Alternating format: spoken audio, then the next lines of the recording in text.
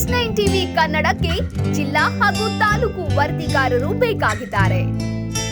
ಹುಬ್ಬಳ್ಳಿ, ಧಾರವಾಡ, ಬಿಜಾಪುರ, ಬಾಗಲಕೋಟೆ, ದಾವಣಗೆರೆ, ಹಾವೇರಿ, ಗದಗ, ಕೊಪ್ಪಳ, ಹೊಸಪೇಟೆ ಹಾಗೂ ಇತರೆ ಜಿಲ್ಲೆಗಳಿಗೆ ವರದಿಗಾರರು ಬೇಕಾಗಿದ್ದಾರೆ. ಈ ಕೂಡಲೇ ಸಂಪರ್ಕಿಸಿ 9686428422.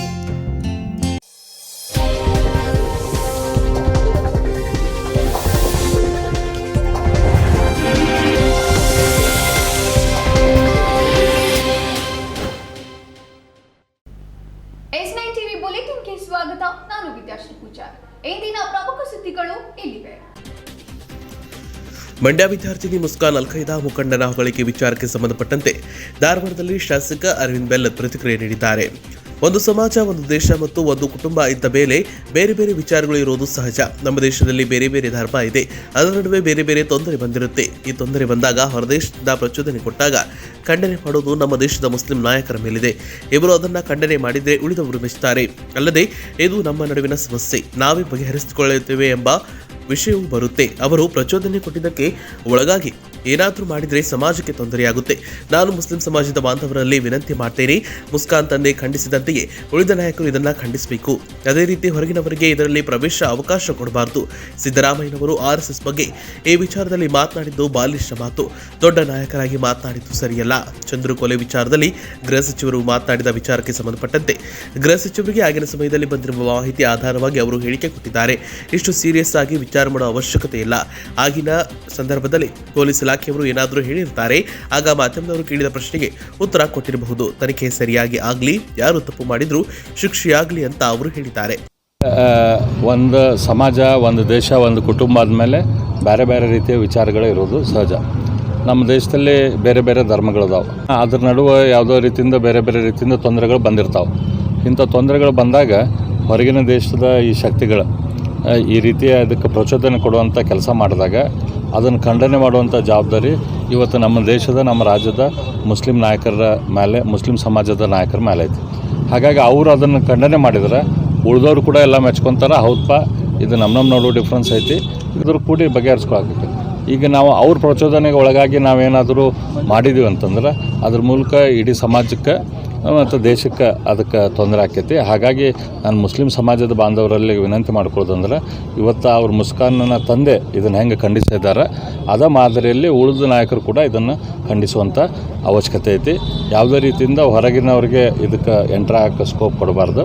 ಸಿದ್ದರಾಮಯ್ಯನವರು ಇದಕ್ಕೆ ಈ ಟೈಪ್ ಮಾತಾಡೋದು ಅಗದಿ ಬಾಲಿಷ್ತನದ ಮಾತು. ಅಂಥ ಸೀನಿಯರ್ ಲೀಡರ್ ಈ ಟೈಪ್ ಹಿಂಗೆ ಮಾತಾಡಬಾರ್ದಿತ್ತು ಅವರು. ಸರ್, ಅರಗ್ದಾನಿಂದವರು ಹೋಗ್ಬೇಕಂತ ವಿರೋಧ ಪಕ್ಷದವರು ಏನು ಅವ್ರಿಗೆ ಬಂದಂಥ ಆ ಸಂದರ್ಭದಲ್ಲಿ ಬಂದಂಥ ಇನ್ಫಾರ್ಮೇಷನ್ ಮೇಲೆ ಅವ್ರು ರಿಯಾಕ್ಟ್ ಮಾಡಿರ್ಬೇಕು. ಅದನ್ನು ನಾವು ಅಷ್ಟು ಸೀರಿಯಸ್ ಆಗಿ ಅದಕ್ಕೆ ವಿಚಾರ ಮಾಡೋದು ಅವಶ್ಯಕತೆ ಇಲ್ಲ. ಅವ್ರಿಗೇನಾರ ಆ ಮೂಮೆಂಟ್ದಾಗ ಯಾರೋ ಒಬ್ಬರು ಪೊಲೀಸರು ಬ್ರೀಫ್ ಮಾಡಿರ್ತಾರೆ, ಹಿಂಗಾಗೈತ್ರಿ ಅಂತ. ನೀವು ಬಂದ ಮುಂದೆ TV ಅವ್ರ ಕ್ಯಾಮ್ರಾ ಹಿಡಿದು ಕೂಡ ಅದನ್ನು ಅವ್ರು ರಿಯಾಕ್ಟ್ ಮಾಡಿರ್ತಾರೆ. ಅದನ್ನು ಸೀರಿಯಸ್ ಆಗಿ ತೊಗೋಬೇಡ್ರಿ. ಅಲ್ಟಿಮೇಟ್ಲಿ ಅದ್ರದ್ದು ಎನ್ಕ್ವೈರಿ ಸರಿಯಾಗಿ ಆಗ್ಬೇಕು. ಯಾರು ತಪ್ಪು ಮಾಡ್ಯಾರ ಅವ್ರಿಗೆ ಶಿಕ್ಷೆ ಆಗ್ಬೇಕು, ಅದು important. Vinayak Kanchikar, S9 TV, Dharwad.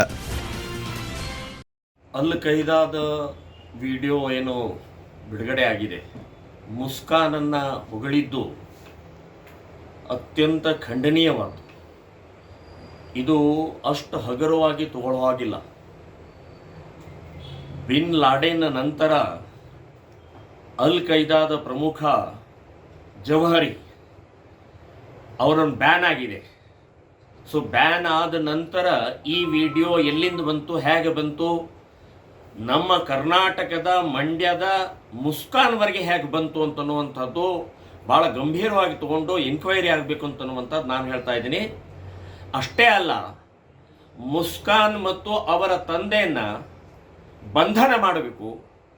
ಬಂಧನ ಅಷ್ಟೇ ಅಲ್ಲ, ಎನ್ಕ್ವೈರಿ ಆಗಬೇಕು. ಅವರ ಮನೆಗೆ ಯಾರ್ಯಾರು ಭೇಟಿ ಕೊಟ್ಟಿದ್ದಾರೆ, ಅವ್ರ ಮನೆಗೆ ಮಹಾರಾಷ್ಟ್ರದ ಮುಸ್ಲಿಂ MLA ಬಂದು ಮೊಬೈಲ್ ಕೊಟ್ಟು ಹೋಗಿದ್ದಾರೆ.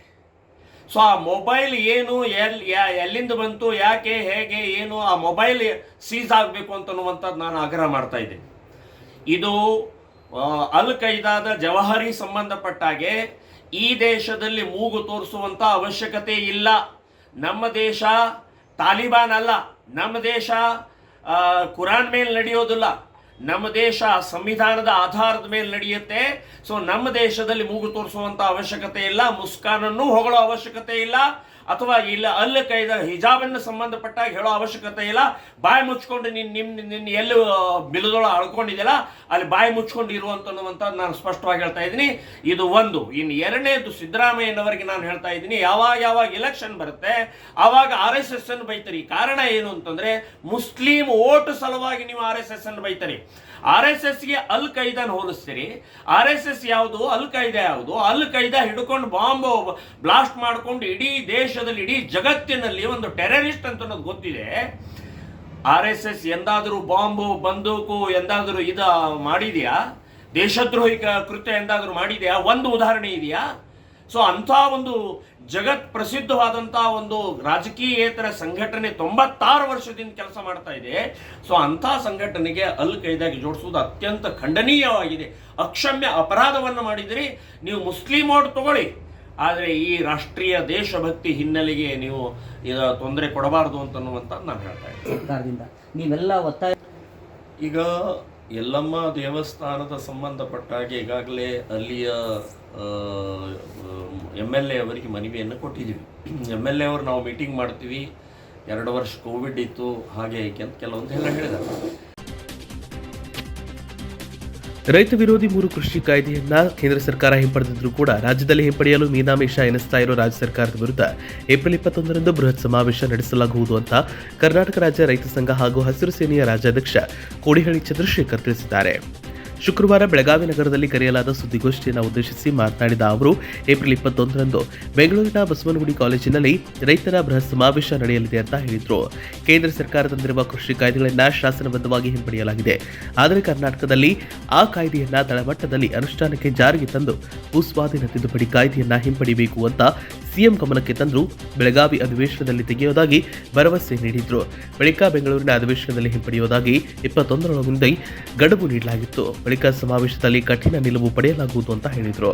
ಬಸವನಗುಡಿ ನ್ಯಾಷನಲ್ ಕಾಲೇಜ್ ಮೈದಾನದಲ್ಲಿ ರೈತರ ಬೃಹತ್ ಸಮಾವೇಶ ನಡೆಯಲಿದೆ. ಪ್ರಮುಖ ಉದ್ದೇಶ ಭಾರತ ಸರ್ಕಾರ ತಂದಂಥ ಕೃಷಿ ಕಾಯ್ದೆಗಳನ್ನು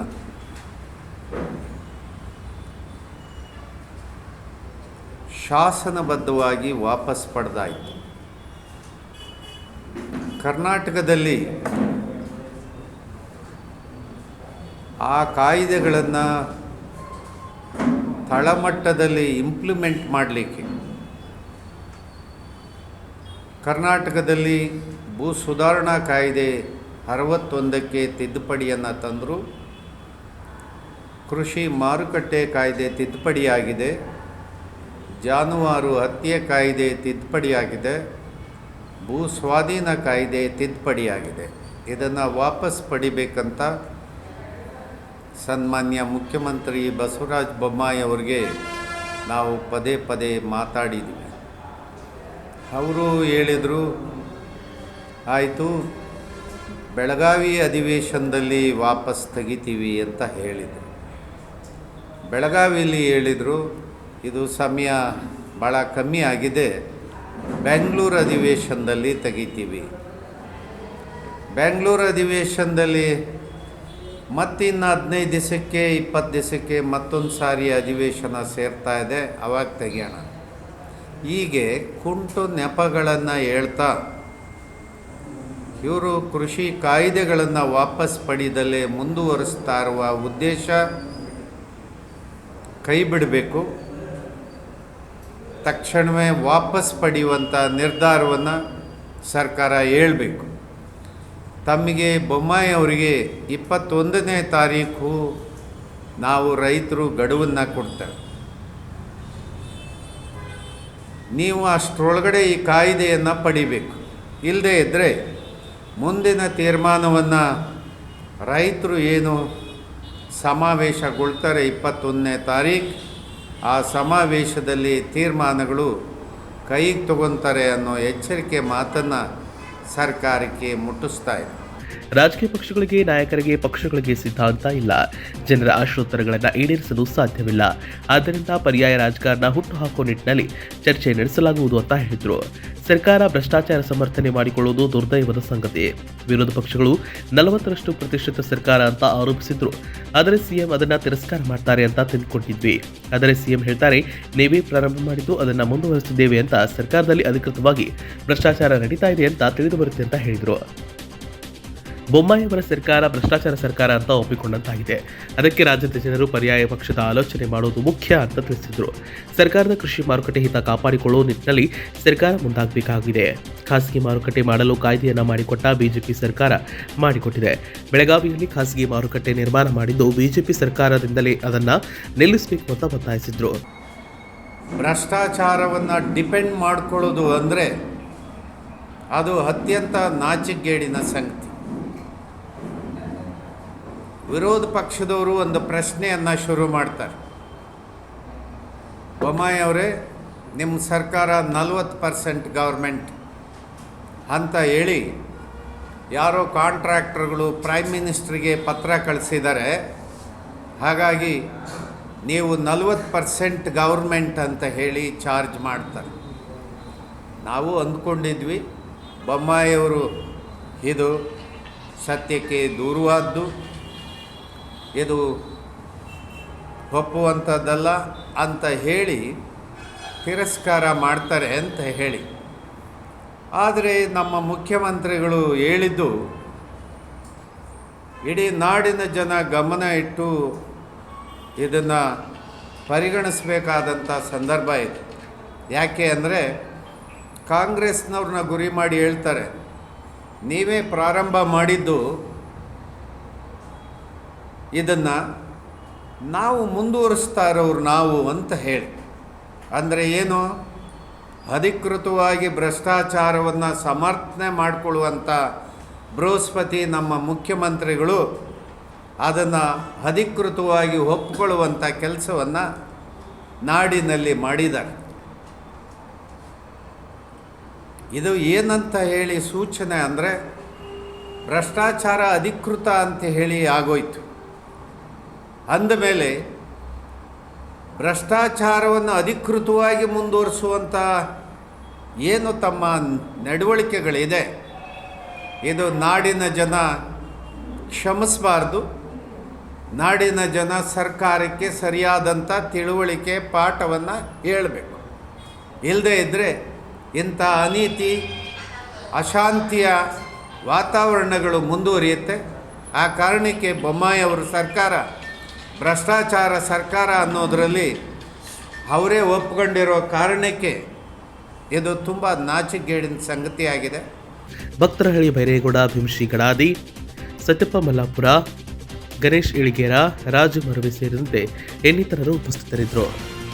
ಸಂಶೋಧಕ ಡಾಕ್ಟರ್ ಎಂಎಂ ಕಲಬುರ್ಗಿ ಹತ್ಯೆ ಕೇಸ್ ಧಾರವಾಡದ 4ನೇ ಹೆಚ್ಚುವರಿ ಜಿಲ್ಲಾ ನ್ಯಾಯಾಲಯದಲ್ಲಿ ವಿಚಾರಣೆ ನಡೀತಾ ಇದೆ. ಎಲ್ಲ ಆರೋಪಿಗಳಿಂದ ಕೋರ್ಟ್ಗೆ ಪೊಲೀಸರು ಕರೆತಂದಿದ್ದು ಅಮೋಲ್ ಕಾಳೆ, ಪ್ರವೀಣ್ ಚತುರ್, ಗಣೇಶ್ ಮಿಸ್ಕಿನ್, ಅಮಿತ್ ಬಿದ್ದಿ, ವಾಸುದೇವ್ ಸೂರ್ಯವಂಶಿ, ಶರತ್ ಕಲಾಸ್ಕರ್ ಒಟ್ಟು 6 ಆರೋಪಿಗಳು ಹಾಜರಾಗಿದ್ದು 2015 ಆಗಸ್ಟ್ 30ರಂದು ಕೊಲೆ ನಡೆದಿತ್ತು.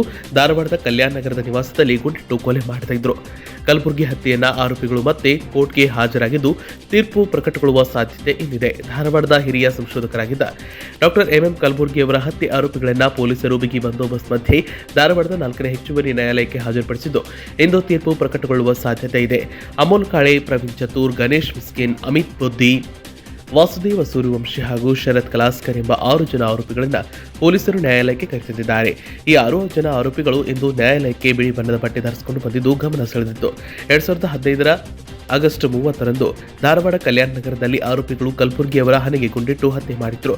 ಸದ್ಯ ಈ ಕೊಲೆ ವಿಚಾರಣೆ ನಡೀತಾ ಇದ್ದು ಆರೋಪಿಗಳಿಗೆ ನ್ಯಾಯಾಲಯ ಯಾವ ಪ್ರಮಾಣದ ಶಿಕ್ಷೆ ವಿಧಿಸಲಿದೆ ಎಂಬುದನ್ನು ಕಾದು ನೋಡಬೇಕಿದೆ. ಕ್ಯಾಮರಾಮನ್ ರಾಘವೇಂದ್ರ ಜೊತೆ ವಿನಾಯಕ್ ಹಂಚಿಗಾರ, S9 TV ಧಾರವಾಡ. ಧಾರವಾಡ ಜಿಲ್ಲೆಯಲ್ಲಿ ಕುಡಿಯುವ ನೀರಿನ ಯೋಜನೆಯ ಶುದ್ಧ ಕುಡಿಯುವ ನೀರಿನ ಘಟಕಗಳು ಸೇರಿದಂತೆ ದುರಸ್ತಿ ಇರುವ ಯಾವುದೇ ಜಲಮೂಲಗಳಲ್ಲಿ ಸಮಸ್ಯೆ ಕಂಡುಬಂದ ಕೂಡಲೇ ಗರಿಷ್ಠ 8 ದಿನಗಳೊಳಗಾಗಿ ಪರಿಹಾರ ಒದಗಿಸಿ ಜನರಿಗೆ ನೀರು ಪೂರೈಸಬೇಕು ಅಂತ ಗಣಿ ಭೂವಿಜ್ಞಾನ, ಮಹಿಳಾ ಮತ್ತು ಮಕ್ಕಳ ಅಭಿವೃದ್ಧಿ, ವಿಕಲಚೇತನರ, ಹಿರಿಯ ನಾಗರಿಕರ ಮತ್ತು ಸಬಲೀಕರಣ ಹಾಗೂ ಧಾರವಾಡ ಜಿಲ್ಲಾ ಉಸ್ತುವಾರಿ ಸಚಿವ ಹಾಲಪ್ಪ ಆಚಾರ್ ಹೇಳಿದ್ದಾರೆ. ಜಿಲ್ಲಾ ಪಂಚಾಯತ್ ಸಭಾಂಗಣದಲ್ಲಿ ಇಂದು ನಡೆದ 2021-22ನೇ ಸಾಲಿನ ಮಾರ್ಚ್ ಅಂತ್ಯಕ್ಕೆ ಕೊನೆಗೊಂಡ ಕರ್ನಾಟಕ ಅಭಿವೃದ್ಧಿ ಕಾರ್ಯಕ್ರಮಗಳ ಕೆಡಿಪಿ 4ನೇ ಪ್ರಗತಿ ಪರಿಶೀಲನಾ ಸಭೆಯ ಅಧ್ಯಕ್ಷತೆಯನ್ನು ವಹಿಸಿ ಅವರು ಮಾತನಾಡಿದರು. ಜಲಜೀವನ್ ಮಿಷನ್, ಜಲಧಾರೆ ಸೇರಿದಂತೆ ಮನೆ ಮನೆಗೆ ಕುಡಿಯುವ ನೀರು ಪೂರೈಕೆ ನಳಗಳ ಸಂಪರ್ಕ ಕಲ್ಪಿಸುವ ಯೋಜನೆ ಅನುಷ್ಠಾನ ಚುರುಕುಗೊಳ್ಳಬೇಕು. ಜಿಲ್ಲಾ ಪಂಚಾಯಿತಿ ಸಿಇಒ ಹಾಗೂ ಗ್ರಾಮೀಣ ಕುಡಿಯುವ ನೀರು ಸರಬರಾಜು ಯೋಜನೆಯ ಕಾರ್ಯನಿರ್ವಾಹಕ ಇಂಜಿನಿಯರ್ ಅವರು ಖುದ್ದು ಜವಾಬ್ದಾರಿ ನಿರ್ವಹಣೆ ಮಾಡಬೇಕು. ಗ್ರಾಮೀಣ ಪ್ರದೇಶಗಳಲ್ಲಿ ಕುಡಿಯುವ ನೀರು ಪೂರೈಸುವ ಶುದ್ಧ ಕುಡಿಯುವ ನೀರಿನ ಘಟಕಗಳು ದುರಸ್ತಿ ಅತ್ಯಂತ ಅಗತ್ಯ ಅಂತ ಕಂಡುಬಂದ ಕೂಡಲೇ ಗರಿಷ್ಠ 8 ದಿನಗಳ ಅವಧಿಯಲ್ಲಿ ಸಮಸ್ಯೆ ಬಗೆಹರಿಸಬೇಕು. ಪ್ರಧಾನಮಂತ್ರಿ ಗ್ರಾಮ ಸಡಕ್ ಯೋಜನೆಯ ರಸ್ತೆಗಳನ್ನು 10 ಟನ್ ಭಾರದ ವಾಹನಗಳ ಸಂಚಾರ ಸಾಮರ್ಥ್ಯಕ್ಕೆ ಅನುಗುಣವಾಗಿ ನಿರ್ಮಿಸುತ್ತಾರೆ. ಅದಕ್ಕಿಂತಲೂ ಭಾರವಾದ ವಾಹನಗಳ ಸಂಚಾರದಿಂದ ರಸ್ತೆಗಳು ಕಡಿಮೆ ಅವಧಿಯಲ್ಲಿ ಹಾಳಾಗುವುದನ್ನು ತಡೆಯಲು ಅಲ್ಲಿ ಸಂಚರಿಸುವ ವಾಹನಗಳ ಸಮೀಕ್ಷೆ ಮಾಡಿ ವರದಿ ಸಲ್ಲಿಸಿದರೆ ರಸ್ತೆ ನಿರ್ಮಾಣದ ಮಾನದಂಡಗಳನ್ನು ಪರೀಕ್ಷಿಸಲು ಸರ್ಕಾರದ ಮಟ್ಟದಲ್ಲಿ ನಿರ್ಧರಿಸಲಾಗುವುದು ಅಂತ ಹೇಳಿದ್ದಾರೆ. ಕಲಘಟಗಿ ಶಾಸಕ ಸಿಎಂ ನಿಮ್ಮನವರ ಮಾತನಾಡಿ, ಜಿಲ್ಲೆಯ ಹಲವೆಡೆ ಗ್ರಾಮೀಣ ಭಾಗಗಳಲ್ಲಿ ರೈತರು ಸಹಕಾರಿ ಸೊಸೈಟಿಗಳ ಮೂಲಕ ಹಲವಾರು ದಶಕಗಳಿಂದಲೂ ಕೃಷಿ ಸಾಗುವಳಿ ಮಾಡಿಕೊಂಡು ಬರ್ತಿದ್ದಾರೆ. ಭೂ ಒಡೆತನದ ಸೊಸೈಟಿಯ ಹೆಸರಿನಲ್ಲಿ ಇರುತ್ತೆ. ಉಳುಮೆ ಮಾಡ್ತಾ ಇರುವ ರೈತರಿಗೆ ಭೂ ಸುಧಾರಣಾ ಕಾಯ್ದೆಯಡಿ ಜಮೀನು ಹಸ್ತಾಂತರ ಮಾಡಲು ಸರ್ಕಾರದ ಮಟ್ಟದಲ್ಲಿ ತೀರ್ಮಾನವಾಗಬೇಕು. ಇದಕ್ಕಾಗಿ ಜಿಲ್ಲಾಧಿಕಾರಿಗಳು ಸೂಕ್ತ ಪ್ರಸ್ತಾವನೆ ಕಳಿಸಲಿ. ಜಿಲ್ಲಾ ಉಸ್ತುವಾರಿ ಸಚಿವರು ಮುತುವರ್ಜಿ ವಹಿಸಿ ಸಮಸ್ಯೆಗೆ ಶಾಶ್ವತ ಪರಿಹಾರ ಒದಗಿಸಬೇಕು ಅಂತ ಹೇಳಿದರು. ಹುಬ್ಬಳ್ಳಿ ಧಾರವಾಡ ಶಾಸಕ ಪ್ರಸಾದ್ ಅಬ್ಬಯ್ಯ ಮಾತನಾಡಿ, ಸರ್ಕಾರದ ವಿವಿಧ ಸ್ವಯಂ ಉದ್ಯೋಗ ಸಹಾಯಧನ ಯೋಜನೆಗಳಡಿ ಸೌಲಭ್ಯಗಳನ್ನು ಮಂಜೂರಾದ ಫಲಾನುಭವಿಗಳಿಗೆ ಬ್ಯಾಂಕ್ಗಳು ಸಾಲ ನೀಡಲು ಹಿಂದೇಟು ಹಾಕುವ ಅನೇಕ ಪ್ರಕರಣಗಳು ಜಿಲ್ಲೆಯಾದ್ಯಂತ ಸಾಕಷ್ಟು ಪ್ರಮಾಣದಲ್ಲಿವೆ.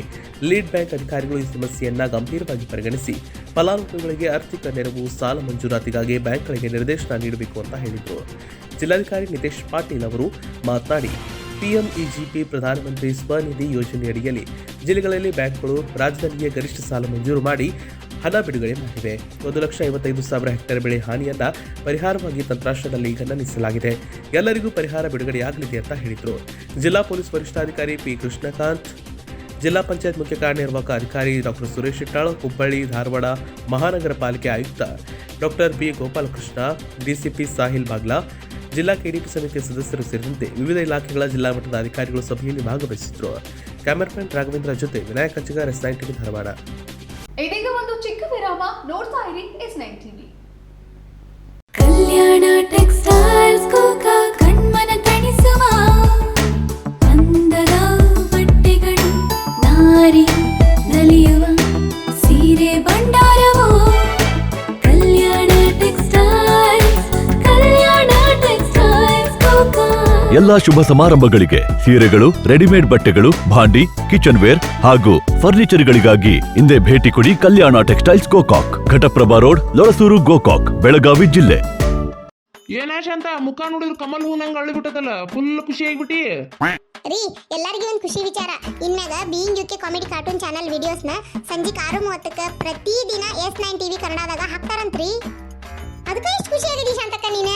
ಹಂಗಾರ ಇನ್ನು ಪ್ರತಿದಿನ ಸಂಜೆ 6:30 S9 ಟಿವಿ ಕನ್ನಡದಾಗ ಉತ್ತರ ಕರ್ನಾಟಕ ಕಾಮಿಡಿ ಕಿಂಗ್ ಶಾಂತಕ್ಕ ನಿಂದ ಹವ. ಹಂಗಾರ ಇನ್ಮ್ಯಾಗ ನಿಮ್ಮ ಪ್ರೀತಿಯ ಶಾಂತಕ್ಕನ ಕಾಮಿಡಿ ವಿಡಿಯೋಸ್ಗಳು ಎಲ್ಲವೂ ಸಂಜೆ 6:30 S9 ಟಿವಿ ಕನ್ನಡದಾಗ ಪ್ರತಿದಿನ ಸಂಜೆ 6:30 ಬರ್ತಾವು. ದಯವಿಟ್ಟು ನೋಡ್ರಿ, ಸಪೋರ್ಟ್ ಮಾಡ್ರಿ.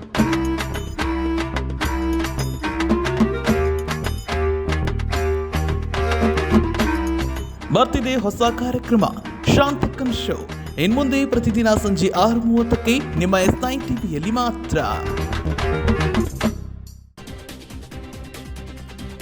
ಡಾಕ್ಟರ್ BR ಅಂಬೇಡ್ಕರ್ ಅವರ 131ನೇ ಜಯಂತಿಯ ಪೂರ್ವಭಾವಿ ಸಭೆಯು ಯಶಸ್ವಿಯಾಗಿದೆ. ತಹಸೀಲ್ದಾರ್ ಕಾರ್ಯಾಲಯದಲ್ಲಿ ತಾಲೂಕು ಆಡಳಿತ ವತಿಯಿಂದ ಕರೆಯಲಾಗಿದ್ದ ಪೂರ್ವಭಾವಿ ಸಭೆಯಲ್ಲಿ ತಾಲೂಕಿನ ಎಲ್ಲ ಇಲಾಖಾ ಅಧಿಕಾರಿಗಳು ಸಭೆಯಲ್ಲಿ ಭಾಗವಹಿಸಿದ್ರು. ಎಲ್ಲ ಪ್ರಗತಿಪರ ಸಂಘಟನೆಗಳ ಮುಖಂಡರು ಕಾರ್ಯಕ್ರಮದಲ್ಲಿ ಭಾಗಿಯಾಗಿದ್ದರು.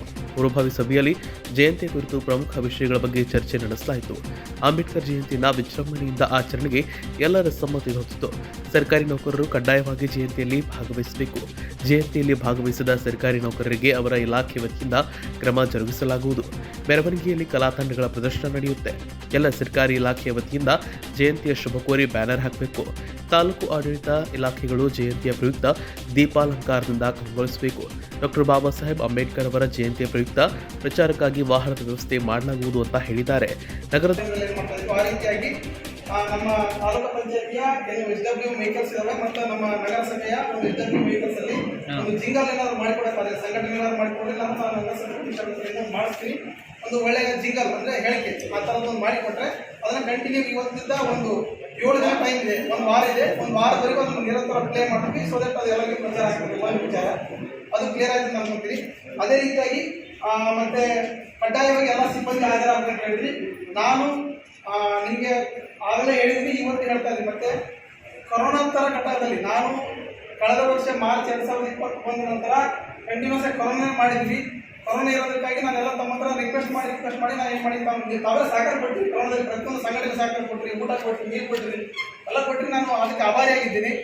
ಆ ಕಾರಣದಿಂದ ಮಾತ್ರ ಜಯಂತಿ ಆಗಿಲ್ಲ, ವಿಜೃಂಭಣೆಯಿಂದ ಆಗಿಲ್ಲ. ಸಾಂಕೇತಿಕವಾಗಿ ನಾವು ತಹಸೀಲ್ ಕಚೇರಿಯಲ್ಲಿ ಪೂಜೆ ಮಾಡ್ತಾ ಇದ್ದೀವಿ, ನೀವೆಲ್ಲ ಸಹಕಾರ ಕೊಟ್ಟಿವಿ. ಅದಕ್ಕೆ ನಾನು ಋಣಿಯಾಗಿದ್ದೀನಿ. ಈಗ ನಾವು ಹೇಳಿದಂತೆ ವಿಜೃಂಭಣೆಯಿಂದ ಕಾರ್ಯಕ್ರಮವನ್ನು ಮಾಡೋಣ. ಅದು ಮೊನ್ನೆ ಆಗಿದ್ದು, ಮೊದಲನೇ ಜಯಂತಿ ಆಗಿತ್ತು. ನಮಗೆ ಸ್ವಲ್ಪ ಆಮೇಲೆ ಸ್ಟಾಫ್ ಎಲ್ಲ ಚೇಂಜ್ ಆಗಿದೆ. 2 ವರ್ಷದಿಂದ ಯಾರು ಇಲ್ಲ, ಹೊಸದಾಗಿ ಬಂದರೆ ಗಲಿಬಿಲಿ ಆಯಿತು ನಮಗಿನ್ನು. ಅದನ್ನು ನಾವು ಸರಿಪಡಿಸ್ಕೊಂಡ್ವಿ, ಇನ್ನು ಮುಂದೆ ಸರಿಪಡಿಸ್ಕೊಂಡು ಸರಿಯಾಗಿ ಮಾಡ್ತೀವಿ. ಈ ಕಾರ್ಯಕ್ರಮದಲ್ಲಿ ಸರಿಯಾಗಿ ಮಾಡಿ ನಾವು ನಿಮಗೆ ಮಾಹಿತಿ ಕೊಡ್ತೀವಿ. ನೀವು ಬೇಕಾದ್ರೆ ಹೇಳ್ತದೆ ಹೇಗಾಗಿದೆ ಅಂತೇಳಿ ಅದನ್ನು ಸರಿ ಮಾಡೋಣ. ಒಂದು ಕಡ್ಡಾಯವಾಗಿ ಎಲ್ಲ ಸಿಬ್ಬಂದಿ ಹಾಜರಾಗಬೇಕಂತೇಳಿ ನಾನು ಇವತ್ತು ಕಚೇರಿಯಿಂದಲೇ ಆದೇಶ ಮಾಡ್ತೀನಿ. ಎಲ್ಲ ಕಚೇರಿ ಎಲ್ಲ ತಾಲೂಕು ಅಧಿಕಾರಿಗಳು ಗಮನ ತಗೊಳ್ಳಿ. ಅವತ್ತು ರಜೆ ಇದೆ ಅಂತೇಳಿ ಯಾವುದೇ ಕಾರಣಕ್ಕೂ ಯಾರು ಅಪ್ಸೆಟ್ ಆಗೋದಿಲ್ಲ. ನಿಮ್ಮ ಕಚೇರಿಯಲ್ಲಿ ತಾಲೂಕಾ ಆಡಳಿತ ಮುಖ್ಯಸ್ಥರಾಗುತ್ತೆ, ಸಂಬಂಧಪಟ್ಟ ಇಲಾಖೆಯ ಮುಖ್ಯಸ್ಥರು ಪೂಜೆ ಮಾಡಿದ ನಂತರ ಕಡ್ಡಾಯವಾಗಿ ಯಾವ ಒಂದು ಮೆರವಣಿಗೆ ಪ್ಲೇಸ್ ಇರ್ತದೆ ಆ ಮೆರವಣಿಗೆ ಪ್ಲೇಸ್ಗೆ ಕಡ್ಡಾಯವಾಗಿ ಬರಬೇಕು. ಬಂದ ನಂತರ ನಾನು ನಮ್ಮ ಆಫೀಸ್ ಸಿಬ್ಬಂದಿ ADM ಶಿರಸ್ತರಿಗೆ ಅದಕ್ಕೆ ಡೆಪ್ಯೂಟ್ ಮಾಡ್ತೀನಿ. ADM ಶಿರಸ್ತರಿಗೆ ಮಾಡ್ತಾರೆ. ಆ ತಾಲೂಕು ಆಫೀಸರ್ ಕಾಂಟ್ಯಾಕ್ಟ್ ಮಾಡ್ಕೊಂಡು ಯಾರು ಆಬ್ಸೆಂಟ್ ಇದ್ದಾರೆ, ಯಾರು ಪ್ರೆಸೆಂಟ್ ಇದ್ದಾರೆ ಅಂತ ಅವ್ರ ಲಿಸ್ಟ್ ಅವಲಂಬಿಸಿ ಸಾಯಂಕಾಲ ಮಾಡಿ ಯಾರು ಆಬ್ಸೆಂಟ್ ಇರ್ತಾರೋ ಅವ್ರ ಮೇಲೆ ಕ್ರಮ ಕೈಗೊಳ್ಳಲಿಕ್ಕೆ ಆಯಾ ಸಂಬಂಧಪಟ್ಟ ಇಲಾಖೆಗೆ ಬರೀತೀನಿ. ಇದು ಕಡ್ಡಾಯ. ಯಾಕಂದರೆ ಅವ್ರ ಮೇಲೆ ಕ್ರಮ ಕೈಗೊಳ್ಳಲಿಕ್ಕೆ ನನಗೆ ನೇರವಾಗಿ ಅಧಿಕಾರ ಇಲ್ಲ. ಆ ಪ್ರತಿನಿಧಿ ಸಹಿತ ನಾನು 15ಕ್ಕೆ ಮತ್ತು ನಮ್ಮದು ಗುಡ್ ಫ್ರೈಡೆ ರಜೆ ಇರ್ತದೆ, 16ಕ್ಕೆ ನಮ್ಮದು ಜಿಲ್ಲಾಧಿಕಾರಿ ನಡೆಯುತ್ತೆ, 17ಕ್ಕೆ ಸಂಡೇ ಇರುತ್ತೆ, 18ಕ್ಕೆ ನಾನು ನಿಮಗೆ ಮಾಹಿತಿ ಕೊಡ್ತೀನಿ. ಇದನ್ನು ನಾನು ನಿಮಗೆ ನೇರವಾಗಿ ಮಾಡ್ತೀನಿ. ಅದಾದ ನಂತರ ವಿಜೃಂಭಣೆಯಿಂದ ಅಂತ ಹೇಳ್ತಾ ಇದ್ದೀವಿ. ನಾವು ಕಂಪ್ಲೀಟ್ ಆಗಿ ವಿಜೃಂಭಣೆಯಿಂದಲೇ ಮಾಡ್ತೀವಿ. ಆಗ ಹೇಳಿದ್ವಿ ವಿಜೃಂಭಣೆಯಿಂದಲೇ ಮಾಡೋದು ಎಲ್ಲ ರೀತಿಯಿಂದ. ಮೂರ್ತಿ ಉದ್ಘಾಟನೆ ಸಂಬಂಧಪಟ್ಟಂತ ಆಲ್ರೆಡಿ ಒಬ್ಬರು ಯಾರು ಹೇಳಿದ್ರು, ಮೂರ್ತಿ ಉದ್ಘಾಟನೆ ನೀವೇ ನಿರ್ಧಾರ ಮಾಡೋದು ದಯವಿಟ್ಟು. ಯಾಕಂದ್ರೆ ಮೂರ್ತಿ ಉದ್ಘಾಟನೆ ಅಂತಕ್ಕಂಥದ್ದು ಇದು ಈ ಕಾರ್ಯಕ್ರಮ ಎರಡು ಮಿಸ್ ಮಾಡೋದು ಬೇಡ ಅಂತ ನನ್ನ ಅಭಿಪ್ರಾಯ. ವೈಯಕ್ತಿಕವಾಗಿ ಅದು ಎಕ್ಸ್ಕ್ಲೂಸಿವ್ ಆಗಿ ಅದನ್ನ ಪ್ರೋಟೋಕಾಲ್ ಪ್ರಕಾರ ಕರೀತಿರೋ, ನಿಮ್ಮ ಸಂಘಟನೆ ಸಮಾಜ ಕರೀತಿರೋ, ಅದು ಎಲ್ಲರೂ ಸೇರಿ ಕರೀತಿರೋ, ಅದಕ್ಕೊಂದು ಬೇರೆ ಒಂದು ಕಾರ್ಯಕ್ರಮ ಮಾಡೋಣ ಅಂತ ನನ್ನ ಅಭಿಪ್ರಾಯ, ವೈಯಕ್ತಿಕ ಅಭಿಪ್ರಾಯ ಇದೆ. ಅದಕ್ಕೆ ಡಿಸ್ಕಸ್ ಮಾಡಿ ಮಾಡೋಣ. ಸ್ವಲ್ಪ ಇದರಲ್ಲಿ ಮಾಡೋದು ಬೇಡ ಅಂತ ನನ್ನ ಅಭಿಪ್ರಾಯ. ನೀವೇನು ಹೇಳ್ತೀವಿ ಆ ರೀತಿ ಮಾಡೋಣ ಅಂತ. ಯಾಕಂದ್ರೆ ಈಗ ಅಲ್ಲಿನ ಸರ್ಕಲ್ ಅಲ್ಲಿ ಅದಕ್ಕಿಂತ ಇದಾಗಬೇಕು. ಯಂಕೋಬಾ ಭೂತಲ್ದಿನ್ನಿ S9 TV ಸಿಂಧನೂರು. ಬಾಗಲಕೋಟೆ ನಗರದ BVVS ಹೋಮಿಯೋಪತಿಕ್ ವೈದ್ಯಕೀಯ ಮಹಾವಿದ್ಯಾಲಯದಲ್ಲಿ ವಿಶ್ವ ಆರೋಗ್ಯ ದಿನಾಚರಣೆ ಆಚರಿಸಲಾಯಿತು. ಈ ವರ್ಷದ ಘೋಷವಾಕ್ಯ ನಮ್ಮ ಗ್ರಹ ನಮ್ಮ ಆರೋಗ್ಯ ಕುರಿತು ಪ್ರಾಧ್ಯಾಪಕ ಡಾಕ್ಟರ್ ರವಿ ಎಸ್ ಕೋಟೆನ್ ಅವರ ಉಪನ್ಯಾಸ ನೀಡಿದರು. ಡಾಕ್ಟರ್ ರುದ್ರೇಶ್ ಕೊಪ್ಪಳ ಹಾಗೂ ಡಾಕ್ಟರ್ ಸುಧೀರ ಬೆಟಗೇರಿ ಸಸಿಗೆ ನೀರು ಹಾಕೋದ್ರ ಮೂಲಕ ಕಾರ್ಯಕ್ರಮ ಉದ್ಘಾಟಿಸಿದರು. ಈ ಸಂದರ್ಭದಲ್ಲಿ ವಿದ್ಯಾರ್ಥಿಗಳು ಪರಿಸರ ಸಂರಕ್ಷಣೆ ಘೋಷಣೆ ಕೂಗುತ್ತಾ ಜಾಥಾ ನಡೆಸಿ ಕೈದೋಟ ಸ್ವಚ್ಛತೆ ಮಾಡಿದರು. ಕಾರ್ಯಕ್ರಮದಲ್ಲಿ ವೈದ್ಯ ವಿದ್ಯಾರ್ಥಿ ಚೇತನ್ ಸಜ್ಜನ ವಿಶ್ವ ಆರೋಗ್ಯ ದಿನಾಚರಣೆ ಕುರಿತು ವಿಶೇಷ ಮಾಹಿತಿ ನೀಡಿದರು. Doctor Amaresh Balaganur, doctor Pradeep Reddy, doctor Manjunath Patil ಉಪಸ್ಥಿತರಿದ್ದರು. Shabbir Bijapur, S9 TV, Bagalkot. ಮಾಜಿ ಮುಖ್ಯಮಂತ್ರಿ ಇಳಕಲ್ನ ದಿವಂಗತ SR ಕಂಠಿ ಅವರ ಪುತ್ರ ಮಹೇಂದ್ರ ಕಂಠಿ ಅವರು ಇಳಕಲ್ ನಗರಸಭೆಗೆ ಭೇಟಿ ನೀಡಿದ್ರು. ಇಳಕಲ್ನ ರಂಗಮಂದಿರಕ್ಕೆ ಮಾಜಿ ಮುಖ್ಯಮಂತ್ರಿ SR ಕಂಠಿ ಅವರ ಹೆಸರಿನ ನಾಮಕರಣ ಮಾಡಿದ್ದಕ್ಕೆ ನಗರಸಭೆ ಅಧ್ಯಕ್ಷ ಮಂಜುನಾಥ್ ಶೆಟ್ಟರ್ ಅವರಿಗೆ ಹಾಗೂ ಉಪಾಧ್ಯಕ್ಷ ಗುರುದತ್ತಾತ್ರೇಯ ಗುಳೇದ ಅವರಿಗೆ ಹಿರಿಯರಾದ ಮಹಂತಪ್ಪ ಶೆಟ್ಟರ್ ಅವರನ್ನು ಸನ್ಮಾನಿಸಿದರು. ತದನಂತರ ಇಳಕಲ್ ನಗರಸಭೆಯ ಬಗ್ಗೆ ಹಿರಿಯರು ಮತ್ತು ಸದಸ್ಯರ ಜೊತೆ ಸಮಾಲೋಚನೆ ನಡೆಸಿದರು. ಮಹೇಂದ್ರ ಕಂಠಿ ಅವರಿಗೆ SR ಕಂಠಿ ಅವರ ನಗರಸಭೆ ವತಿಯಿಂದ ಸನ್ಮಾನಿಸಿ ಗೌರವಿಸಲಾಯಿತು. ಈ ಸಂದರ್ಭದಲ್ಲಿ ಬಿಜೆಪಿ ಮುಖಂಡ ರಾಜು ತಟನಗೌಡ ಪಾಟೀಲ್ ಅವರಿಗೆ SR ಕಂಠಿ ವೇದಿಕೆ ವತಿಯಿಂದ ಸನ್ಮಾನಿಸಿದರು.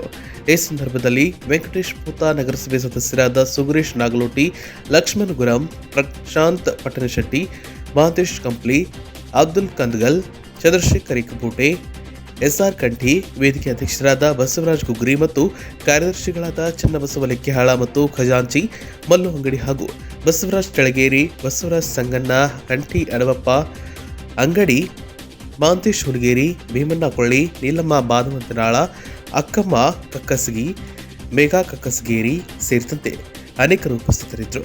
Sachin Salimath, S9 TV. ಗದಗ ಜಿಲ್ಲಾಡಳಿತ ಭವನ ಆಡಿಟೋರಿಯಂ ಹಾಲ್ನಲ್ಲಿ ವಿಶ್ವ ಆರೋಗ್ಯ ದಿನಾಚರಣೆ ಕಾರ್ಯಕ್ರಮ ನಡೆಯಿತು. ಕಾರ್ಯಕ್ರಮದಲ್ಲಿ ಮುಖ್ಯ ಅತಿಥಿಗಳಾಗಿ DGM ಆಯುರ್ವೇದ ವೈದ್ಯಕೀಯ ಮಹಾವಿದ್ಯಾಲಯದ ನಿವೃತ್ತ ಪ್ರಾಚಾರ್ಯರಾದ ಡಾಕ್ಟರ್ GB ಪಾಟೀಲ್ ಆಗಮಿಸಿ ಕೇವಲ ದೈಹಿಕ ಸಾಮರ್ಥ್ಯ ಹಾಗೂ ವ್ಯಾಧಿಗಳು ವೈಯಕ್ತಿಕ ಆರೋಗ್ಯ ಸ್ಥಿತಿಯನ್ನು ನಿರ್ಧರಿಸುವುದಿಲ್ಲ. ಮಾನಸಿಕ, ಸಾಮಾಜಿಕ, ಆಧ್ಯಾತ್ಮಿಕ ಹಾಗೂ ಸಾಂಸ್ಕೃತಿಕ ಆರೋಗ್ಯವು ವ್ಯಕ್ತಿಯು ಸಂತೋಷದಿಂದ ಇರಲು ಬಹುಮುಖ್ಯ ಅಂತ ಹೇಳಿದರು. ಕಾರ್ಯಕ್ರಮದಲ್ಲಿ ಜಿಲ್ಲಾಧಿಕಾರಿ ಎಂ ಸುಂದರೇಶ್ ಬಾಬು, ಭಾರತೀಯ ರೆಡ್ ಕ್ರಾಸ್ ಸಂಸ್ಥೆಯ ಗದಗ ಶಾಖೆಯ ಸಭಾಪತಿಗಳಾದ ಡಾಕ್ಟರ್ BM ಆಲೂರ, ಉಪಸಭಾಪತಿಗಳಾದ ನಾರಾಯಣಪ್ಪ ಇಲ್ಲೂರ, ಉಪಾಧ್ಯಕ್ಷರಾದ ಸೈಯದ್ ನೂರುದ್ದೀನ್ ಸಾಬ್ ಬಳ್ಳಾರಿ, ಗೌರವ ಕಾರ್ಯದರ್ಶಿಗಳಾದ ಡಾಕ್ಟರ್ MD ಸಮುದ್ರಿ, ಖಜಾಂಚಿಗಳಾದ ಪ್ರೊಫೆಸರ್ KH ಬೇಲೂರ ಉಪಸ್ಥಿತರಿದ್ದರು. Shivakumar, S9 TV, Gadag. ಇವಿಷ್ಟು ಇವತ್ತಿನ ಸುದ್ದಿಗಳು. ಹೆಚ್ಚಿನ ಸುದ್ದಿಗಾಗಿ ನೋಡ್ತಾ ಇರಿ S9 TV. ಸುದ್ದಿ ನಿಮ್ಮಿಂದ, ಸದ್ದು ನಮ್ಮಿಂದ. ಹೊಸ ಕಳೆಯೊಂದಿಗೆ ಮತ್ತೆ ಬರ್ತಿದೆ ಹೊಸ ವರ್ಷ. ಮನೆಯಲ್ಲೂ ಮನದಲ್ಲೂ ಬದಲಾಗಲಿ ಹಳೆ ದಿನಗಳ ಕ್ಯಾಲೆಂಡರ್. ಶುರುವಾಗಲಿ ಹೊಸ ಜರ್ನಿ, ಮರೆಯಾಗಲಿ ಕಹಿ ನೆನಪುಗಳ ಸರಣಿ. ನಾಡಿನ ಸಮಸ್ತ ಜನತೆಗೆ ನಿಮ್ಮ S9 TV ವತಿಯಿಂದ ಹೊಸ ವರ್ಷದ ಹಾರ್ದಿಕ ಶುಭಾಶಯಗಳು. ಈಗ S9 TV, next digital, JBM, ACN, Shri Balaji ಮತ್ತು C9 ಡಿಜಿಟಲ್ ಕೇಬಲ್ ನೆಟ್ವರ್ಕ್ಗಳಲ್ಲಿ ಲಭ್ಯ. ಈ ಕೂಡಲೇ ನಿಮ್ಮ ಕೇಬಲ್ ಆಪರೇಟರ್ ಅನ್ನು ಸಂಪರ್ಕಿಸಿ.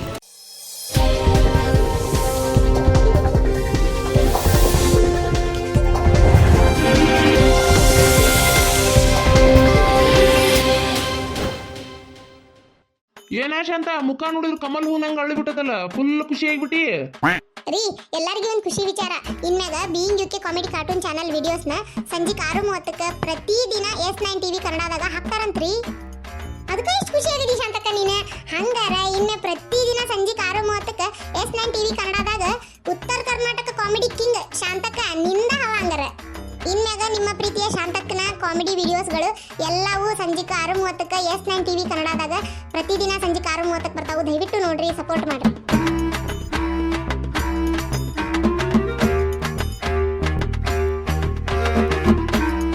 ಬರ್ತಿದೆ ಹೊಸ ಕಾರ್ಯಕ್ರಮ ಶಾಂತಕ್ಕನ್ ಶೋ. ಇನ್ಮುಂದೆ ಪ್ರತಿದಿನ ಸಂಜೆ 6:30ಕ್ಕೆ ನಿಮ್ಮ S9 TVಯಲ್ಲಿ ಮಾತ್ರ.